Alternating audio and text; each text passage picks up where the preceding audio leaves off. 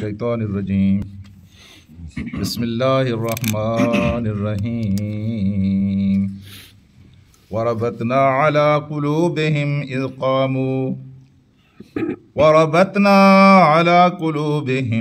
क़ामू फ़क़ालू रब्बुना रब्बुस समावाति वल अर्ज़ फ़क़ालू रब्बुना रब्बुस समावाति वल अर्ज़ लन नद'ुव मिन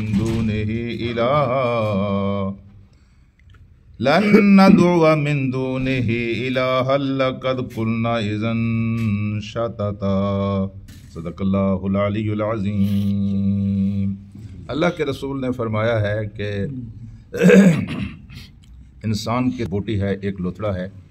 जब ये ठीक होता है तो इंसान ठीक रहता है, और जब ये बिगड़ता है तो इंसान बिगड़ जाता है। और इंसान को बिगाड़ने और इंसान को संवारने वाली चीज़ जो है वो है दिल। और दिल अल्लाह के रसूल की एक और हदीस में बयान हुआ है, अल्लाह की दो उंगलियों के दरमियान है। अल्लाह की दो उंगलियों के दरमियान दिल है। दिलों को जब ठीक करता है तो ठीक हो जाते हैं, जब वो दिलों के ऊपर मोहर लगाता है तो फिर वो दिल बदरा हो जाते हैं। इंसान की बदनसीबी ये है कि अल्लाह तबारक व तआला दिलों के ऊपर मोहर लगा, ख़ातमल्लाहु अला क़ुलूबिहिम।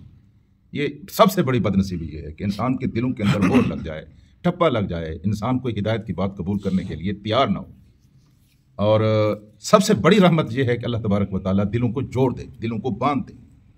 ये रबतना के लफ्ज़ आज इस्तेमाल हुए हैं। कुरान हकीम ने उस वक्त भी रबतना के लफ्ज़ इस्तेमाल किए थे जब 313 1000 के मुकाबले में निकले थे। अल्लाह ने उनके दिलों को जोड़ दिया था। वरना आप तसव्वुर करें ना, 3 आदमियों से लड़ने के लिए आप बाहर निकले, हौसला नहीं पड़ता। मैं एक से एक तो लड़ सकता है, एक 3 से कैसे लड़े? यानी अपने ऊपर ज़रा मामूल करें। आपका मुकाबला हो कि आप 1 हों और अगले 3 हों, आपका उनके साथ मुकाबला हो, तो हौसला ही नहीं पड़ता, निकले कैसे? लेकिन जब अल्लाह ताला दिलों को जोड़ देता है तो ऐसे वाक़यात रूनुमा होते हैं।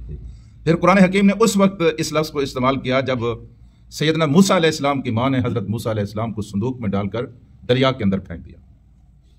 अब अंदाज़ा लगाएं, शेरखार बच्चे को बहते हुए दरिया की तुग़यानियों की नज़र करने के बाद माँ के दिल का क्या हाल होगा। अल्लाह ताला कहता है कि हमने महसूस किया कि उस वक्त अपने इस गम को ये छुपा नहीं सकेगी, ज़ाहिर कर देगी कि ये मैंने क्या किया है। लेकिन वहाँ भी आते हैं कि हमने उस वक्त हज़रत उम्मे मूसा की माँ के दिल को क्या कर दिया, रबतना, वहाँ हमने उसके दिल को जोड़ दिया। तो यहाँ भी अल्लाह ताला ने फरमाया वरबतना अला कुलूबिहिम। वो जो नौजवान गार के अंदर छुपे थे, अल्लाह के तकवे पर, अल्लाह की तवक्कल पर, अल्लाह के भरोसे पर, रबतना अला कुलूबिहिम, हमने उनके दिलों को जोड़ दिया। एक जोड़ दिया, उनके दिलों को मजबूत कर दिया, उनको साबित कदमी अता कर दी। इज़ क़ामू, जब वो सोकर उठे। ये सोकर उठने के बाद की बात है। सोए कितना? 309 साल तक सोए। 309 साल तक वो सोए। सोने के बाद जब उठे तो वो आपस में जो कहने लगे, अल्लाह ताला का कुरान कहता है इज़ क़ामू, जब वो खड़े हुए, फ़क़ालू, तो उन्होंने कहा रब्बुना रब्बुस समावाति वल अर्ज़। सबसे पहली बात जो उन्होंने की वो ये थी कि हमारा रब जो है वो ज़मीन व आसमान का रब है। हज़ूर करीम सल्लल्लाहु अलैहि वसल्लम की सीरत के इस पहलू पर बहुत कम बहस हुई है कि अल्लाह तबारक व तआला के रसूल ने आकर सियासी जबर को तोड़ा है। इससे पहले आप देखते हैं कि जहाँ भी ये बादशाह होते थे, ये यानी मजहबन इनको समझा जाता था ये खुदा के अवतार हैं, ये खुदा के नायब हैं, इनकी फरमाबरदारी खुदा की फरमाबरदारी है, इनका कहा मानना खुदा का कहा मानना है, इनकी नाफरमानी खुदा की नाफरमानी। गोया उनको वो अख्तियारात मजहब देता था कि उन अख्तियारात को इस्तेमाल करके वो चाहे जिसको चाहे उड़ा दें, जिसको चाहे बसा दें, जिसको चाहे गिरा दें। अल्लाह के रसूल सल्लल्लाहु अलैहि वसल्लम ने आकर ये तसव्वुर पैदा किया कि नहीं, बादशाह खुदा नहीं होता, खुदा का नायब नहीं होता, बल्कि अल्लाह तबारक व तआला कि ये बंदे जब ईरान में आए और इन्होंने ईरान में आकर अल्लाह के रसूल की उस दावत को पेश किया, तो वहाँ दावत का खुलासा ये था कि हम इसलिए आए हैं ताकि अल्लाह के बंदों को अल्लाह के लिए आज़ाद कर दें। बंदे बंदों के गुलाम ना रहें बल्कि अल्लाह के गुलाम, इसलिए हम आए। फिर अमली तौर पर यह बात आपने साबित कर दी। हज़रत उमर जैसे आदमी भी थे, अगर उन्होंने भी कोई छोटी मोटी गलती की या गलती का कोई अंदेशा पैदा हुआ तो एक आदमी ने खड़े होकर कह दिया कि हजूर ये कुर्ता जो आपने पहना हुआ है ये कपड़ा कहाँ से आया, हमारे हिस्से में तो इतना कपड़ा नहीं आया, ये देख। हज़रत उस्मान रज़ी अल्लाह ताला अन्हु दिल के बड़े सख्त थे, हाथ के बड़े खुले थे, वसी पैमाने पर खर्च करते थे। और ये असूल है, जो लोग खर्च करते हैं अल्लाह ताला उनको देता भी है, जो खर्च करते हैं अल्लाह देता उनको है। खर्च करने के दूसरे टूल तो लोग इस्तेमाल करते हैं, ये मेरी आमदनी बढ़ जाए, मेरी इनकम के ज़राए बढ़ जाएं, ये सारे हर पे इस्तेमाल करते हैं। अल्लाह तबारक व तआला के रसूल का और अल्लाह का दिया हुआ ये तरीका नहीं इस्तेमाल करते। तरीका ये है कि जो अल्लाह के रास्ते में ज़्यादा खर्च करेगा अल्लाह ताला उसको ज़्यादा देगा। صرف اللہ کے راستے میں نہیں، دوسرے معاملات میں جو لوگ زیادہ خرچ کرتے ہیں ان کو اللہ تعالیٰ زیادہ دیتا ہے۔ حضرت عثمان بہت زیادہ خرچ کرتے تھے، اللہ نے ان کو بہت کچھ دیا تھا۔ لوگوں نے اعتراض کیا، عثمان یہ تیرے باپ کا مال ہے، تو خرچ کر رہا ہے، یہ بیت المال ہے۔ تو انہوں نے برسر ممبر یہ وضاحت کی کہ میرے عزیز بھائیو، یہ جو میں خرچ کر رہا ہوں میں قومی خزانے سے خرچ نہیں کر رہا ہوں، بلکہ میں اپنے ذاتی مال سے خرچ کر رہا ہوں۔